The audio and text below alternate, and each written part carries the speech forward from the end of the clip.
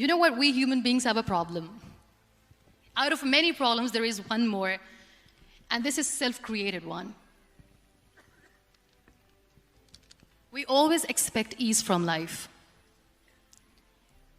We have this amazing fantasy about life. This is how things should work. This is my plan. It should go as per my plan. If that doesn't happen, we give up. So my dear friends, let me tell you one thing. I never wanted to be on the wheelchair. Never thought of being on the wheelchair. I was always aspiring to do bigger things, but had no idea that for that I have to pay the price to be where I am today. It's a very heavy price.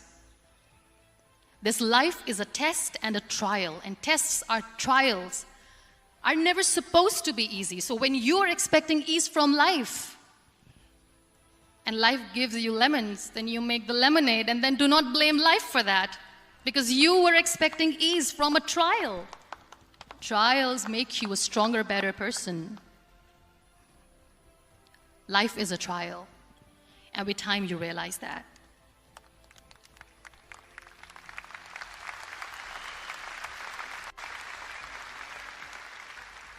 It is okay to be scared.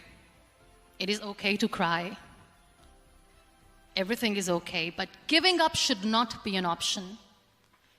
They always say that failure is not an option. Failure should be an option, because when you fail, you get up, and then you fail, and then you get up, and that keeps you going. That's how humans are strong.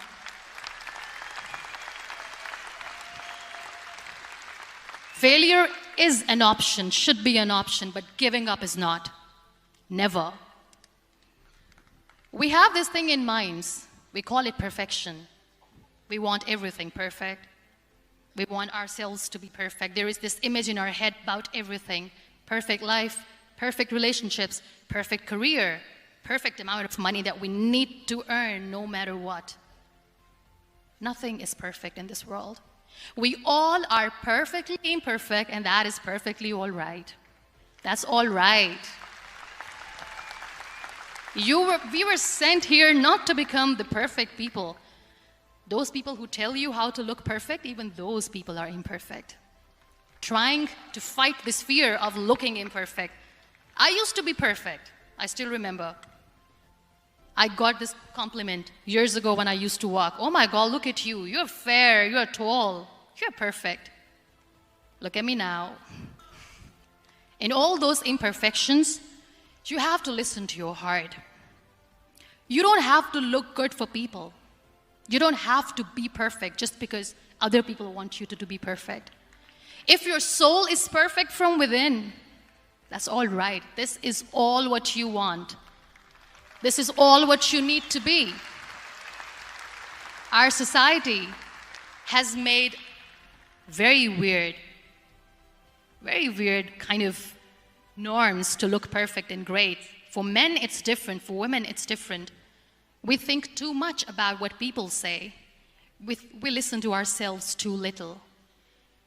You know what makes you perfect? When you make someone smile. You know what makes you perfect? When you try to do something good for the people around you. You know what makes you perfect? When you feel someone's pain.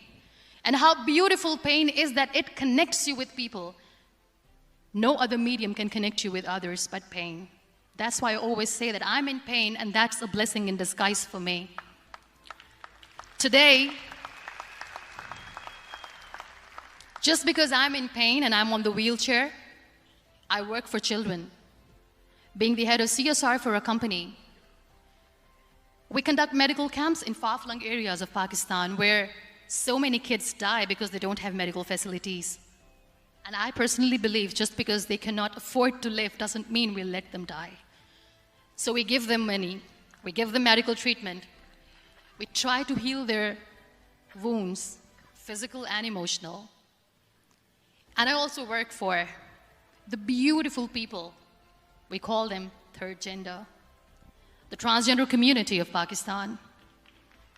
You know what connects me with them? All my imperfections. When I go and I hug them, they never judge me. And this very good friend of mine, her name is Bijli. Bijli means electricity. She calls herself electricity. And I said, are you electricity? She says, no, I'm lightning. I'm as strong as lightning. Because we have very bad power outage, so she doesn't want me to call her electricity. So she says, I am very strong. I'm thunder, I'm lightning. She came to me, and the first time I hugged her, she said, you are just like me. And I said, yes, I am like you. Because to people, we are so imperfect. So how beautiful these imperfections are, that because of these imperfections you can connect with people. Then why are we all running after being perfect? What's the point?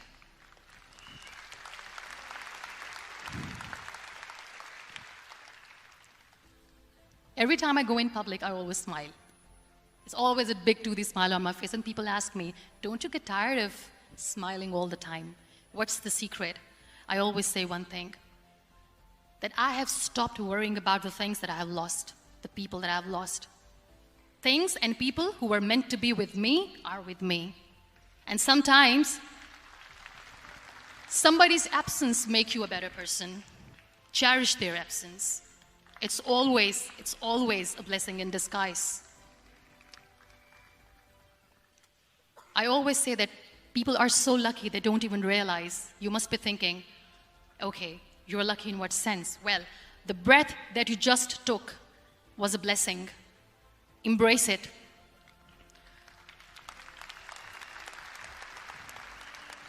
There are so many people in the world who are dreaming to live a life that you are living right now. You have no idea. Embrace each and every breath that you are taking. Celebrate your life. Live it. Don't die before your death. We all die.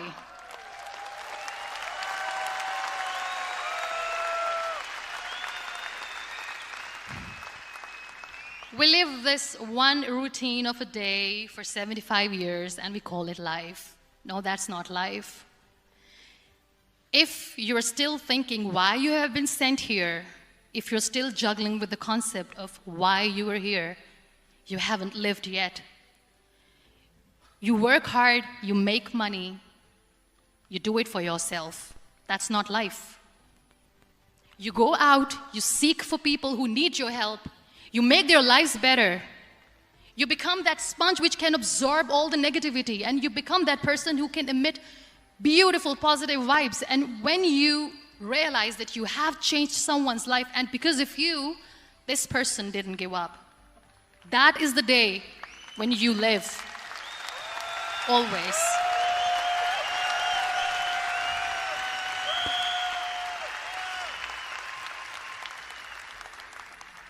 We were talking about gratitude, why I smile all the time. I cry all night when nobody sees me, because I'm a human and I have to keep the balance. And I smile all day because I know that if I will smile, I can make people smile. That keeps me going.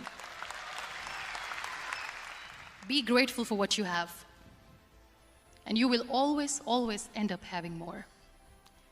But if you'll cry and if you'll crib for the little things that you don't have or the things that you have lost, you will never ever have enough.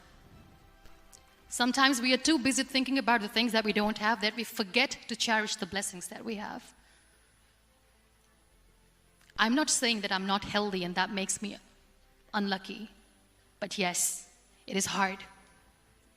It is hard when I say that I cannot walk. It is hard to say when I wear this bag. It hurts. But I have to keep going, because never giving up is the way to live, always.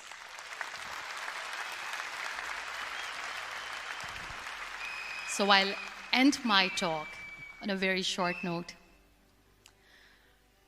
Live your life fully. Accept yourself the way you are. Be kind to yourself. Be kind to yourself. I'll repeat, be kind to yourself, and only then you can be kind to others. Love yourself and spread that love. Life will be hard. There will be turmoils, there will be trials, but that will only make you stronger. Never give up. The real happiness doesn't lie in money or success or fame. I have this all, I never wanted this. Real happiness lies in gratitude. So be grateful, be alive, and live every moment. Where do I start? Okay, so generally, I've been called, the smiling queen or something they say out there, but is it too loud? Is it fine? Okay. So yeah, like I was saying, I've always been called the smiling queen. And yes, of course, I always keep smiling for all the love I get, for all the appreciation I get from all of you who watch my films. But one of the other reasons why I smile is all of us. I'm pretty sure that all the girls here smile through the sadness, through the loneliness, through the anger, through the frustration. Smile is a superpower, no? Yeah, same thing with me. I keep doing it. And one day I keep thinking, I'll keep smiling till that day where my smile turns into a real one from the heart. But yes, this is a superpower, and that's why women are, I think, the most pure. I don't know how to say. The mother is the purest being in the whole world, is what they say, right? Yeah. I'm so glad to be born a girl. I'm so glad to be born a girl in this generation, having such people protect us with all that they've got. I don't know, I'm just super glad, super proud, and yeah, well, so let me just start introducing myself. I'm Rashmika. For all those who know me, a big hi, and for all those who don't, well, I'm an actor in the southern industry, and I hope soon you all get to know me as well. That's for my introduction. I don't think I should go on more on that. Well, since I was a really small girl, I still remember all that my mother said was, you should never let someone else see you angry, see you cry, see you feel any of the negative emotions, because apparently that's showing your weakness, right? That's what my mom has always told me, and I think that's one of the reasons why I just don't know what else to do now. I actually genuinely do not know how to cry. Do you know that? Like, I have to work so hard. I don't know. I still feel like this is not enough, and I want to do a lot more. And well, I'm just a girl from a small town in Karnataka called Virajpet in Kodagu district. I don't know if you guys are aware of it. From there, I don't know how my life has happened. I don't know, at the age of 23, I'm here talking to such a gathering. But I'm glad that I am, and I don't know if I want to say that I'm proud of myself yet, because I don't think I'm done yet. I've just started, and I feel like I'm in the process of getting myself a huge, big, loving kingdom that I'm going to create for myself.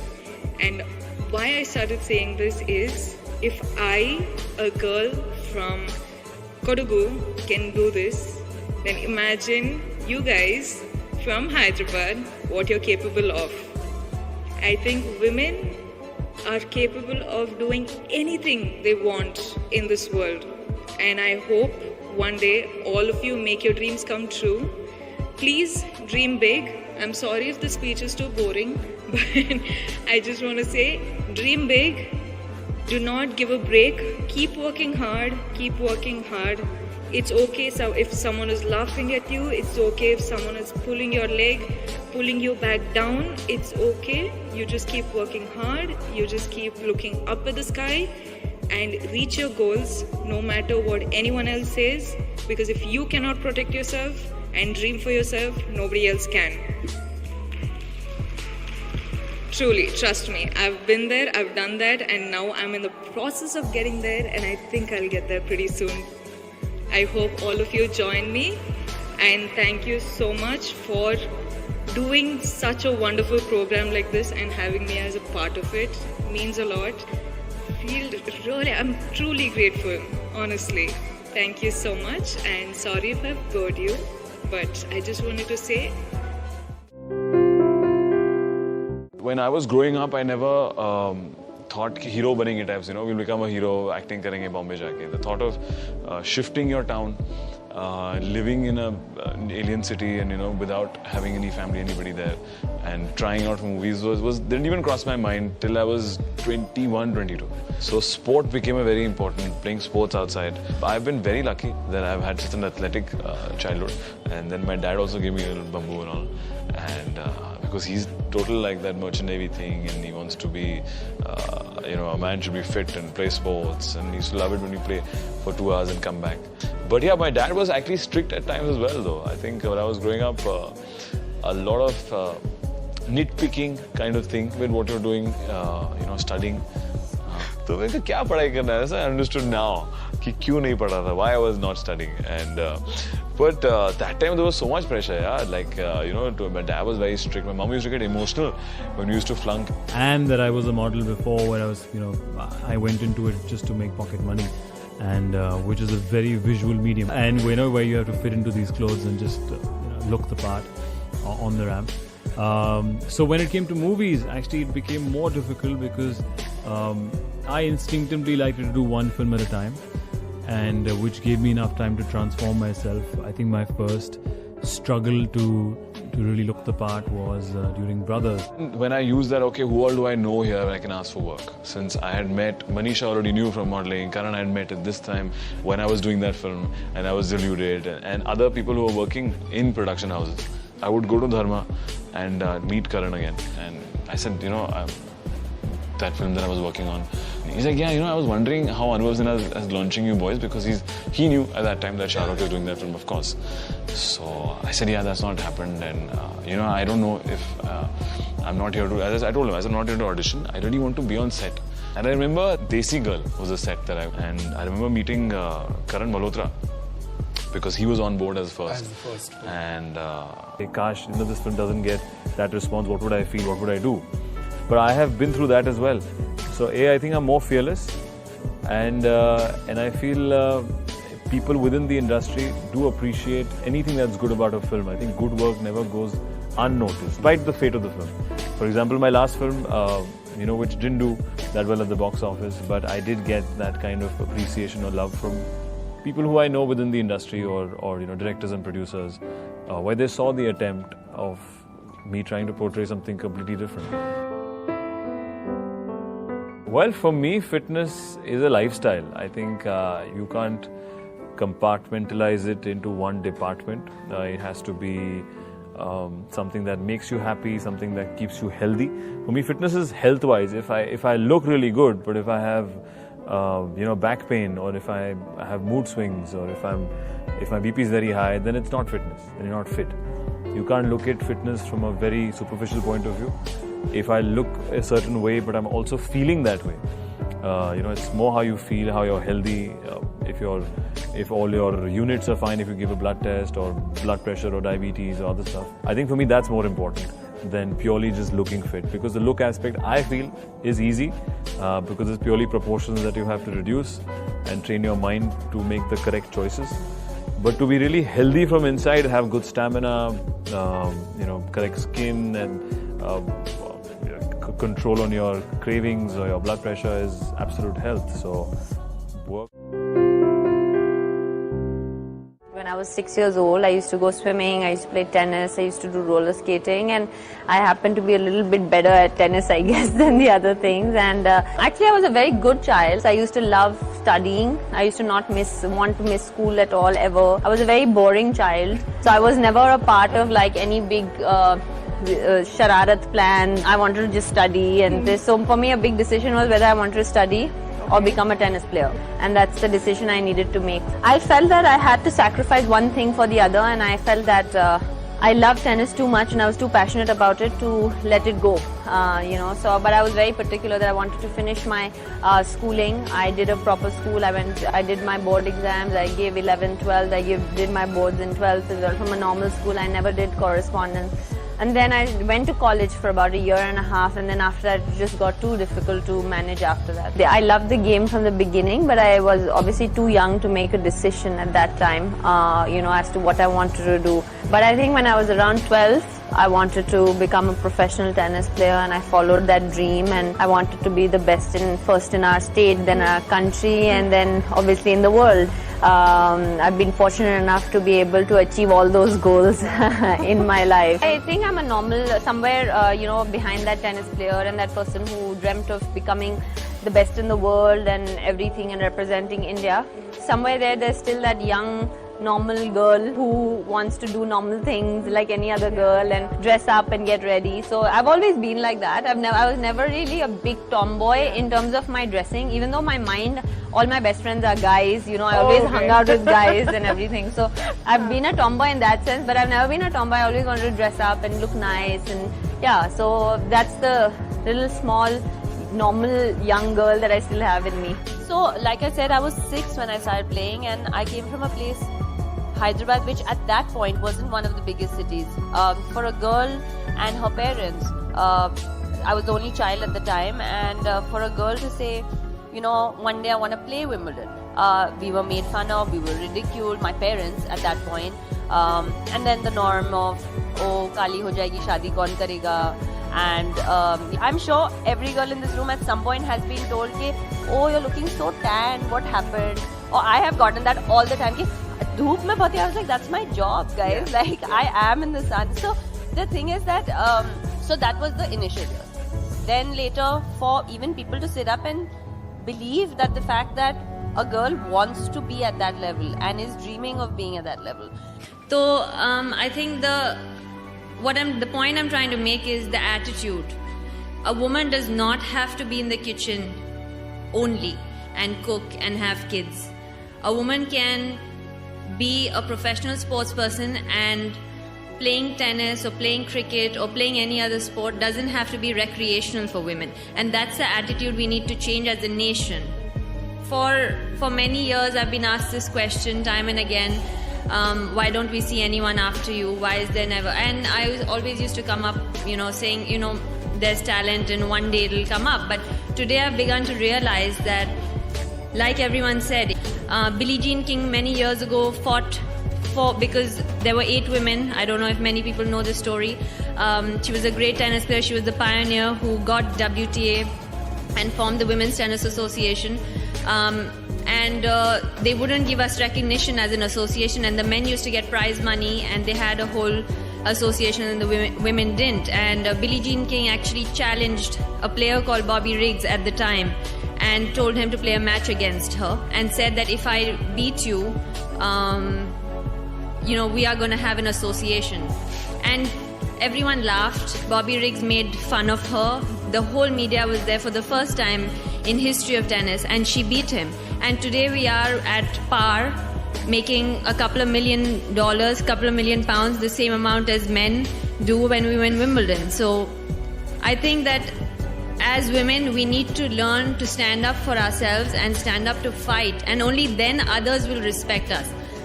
And respect the fact that if we are a girl and we want to play a sport, it doesn't need to be recreational.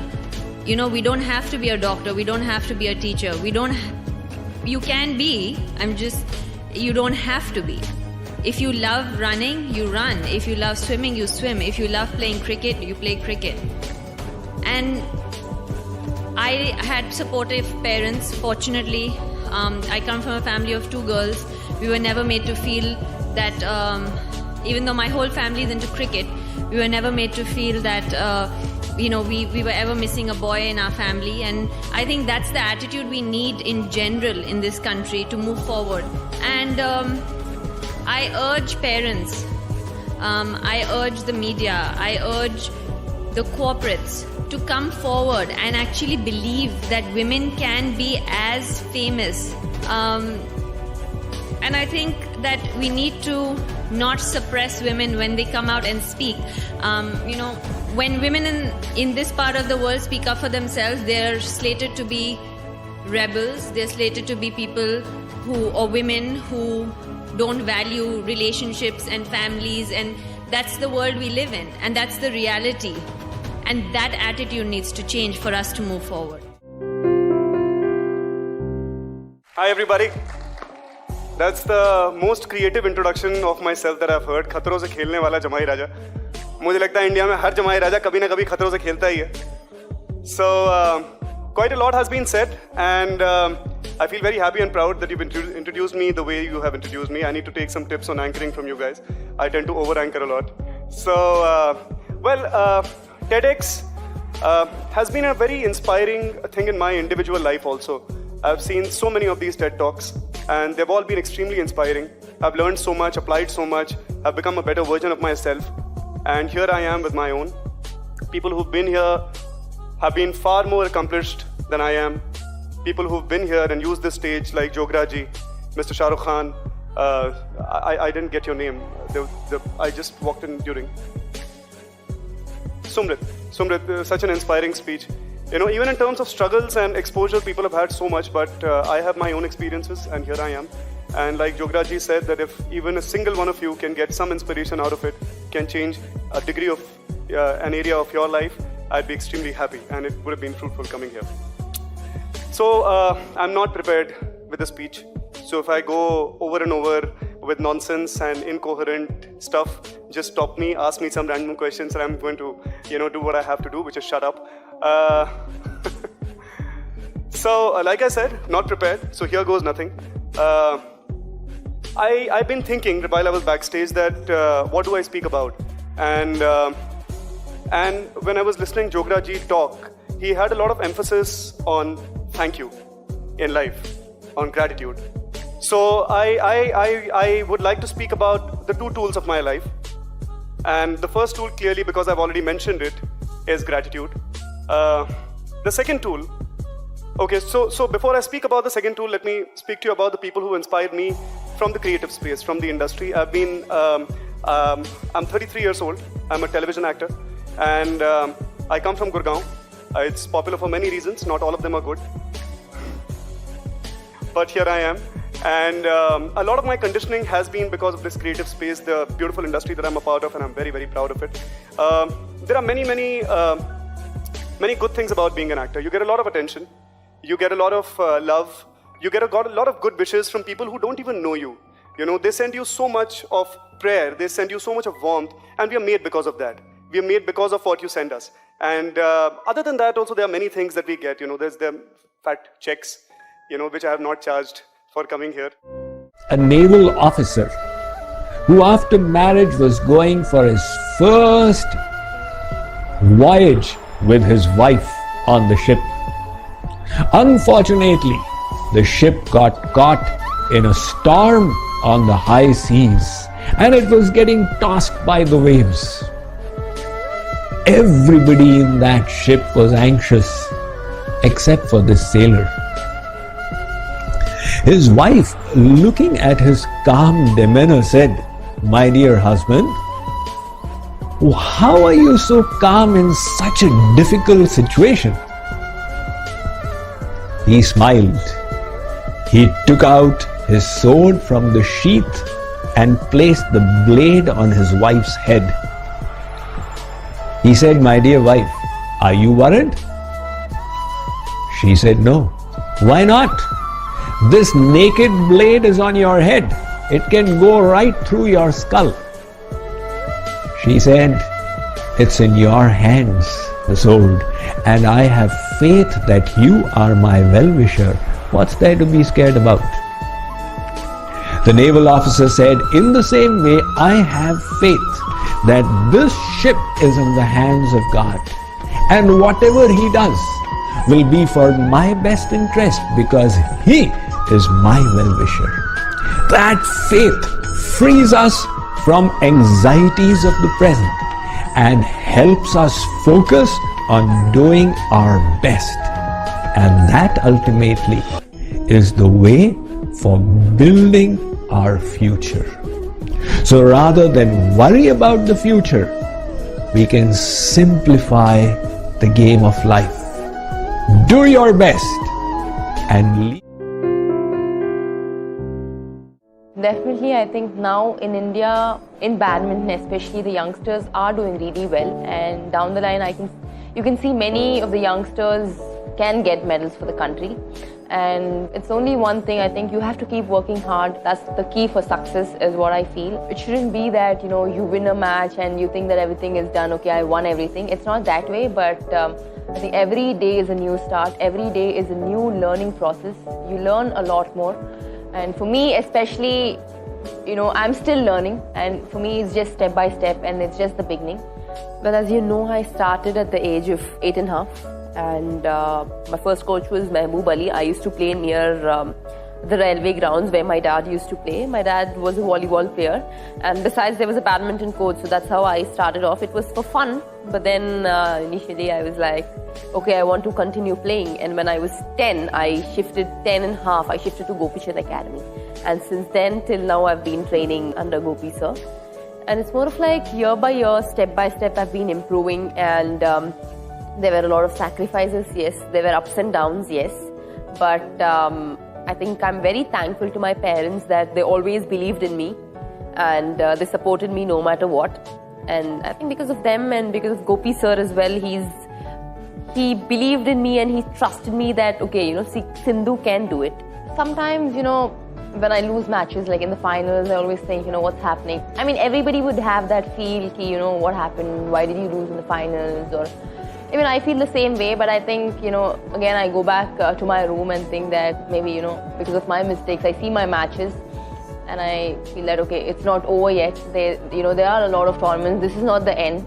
And coming till here is a very big thing. And I mean, I kind of motivate myself and take positivity from that and take positivity from my match. And I go learn my mistakes, practice them and not do those mistakes again in the matches. And I don't keep thinking that, I lost in the finals, how will I play the next match? I mean, if you think like that, I think you just keep losing all the time rather than you just forget about it and focus on the next match. Like, especially in the World Championships last year, I came to the finals and I thought I have to, you mean the 2018 championship? 2018. And I lost to Carolina. So before that, I generally, whenever I play any tournament, like any tournament in the finals, I never think about the before tournament where, okay, Sindhu, I've lost and I have to play well now, I should not lose. I never thought that. Every time it was a fresh start and it was a fresh final for me. But especially after the World Championships where I was leading and I lost the match, I was very upset with myself that, I had 2 bronze, 2 silver. I should have won. I got an opportunity. I should have won. But I think my parents told me that, my sister told me that, it's okay. You've played really well. You've come to the finals. It's not so easy to come to the finals, especially after playing in 2017 like a marathon match against Okuhara. And you again prove yourself. I know you've lost, but that's another thing altogether. You've done your best. You've given your best. If you play 100%, that's important. Rather, winning and losing is secondary. That's what they told me. And I took it in a very positive way and I thought, fine, it's okay. I don't actually think about what people think.